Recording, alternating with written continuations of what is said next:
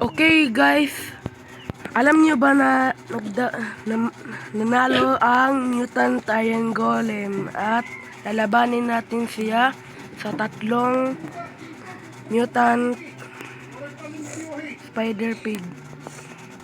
Okay, so lalagyan natin dito ang Mutant Spider Pig. Tatlo.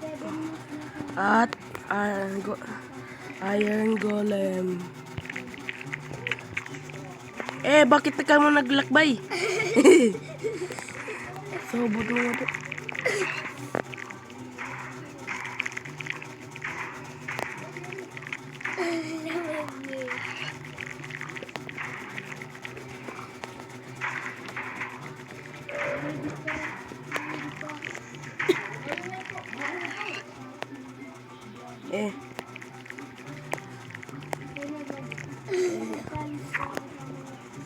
So, nanalo ang Mutant Iron Golem.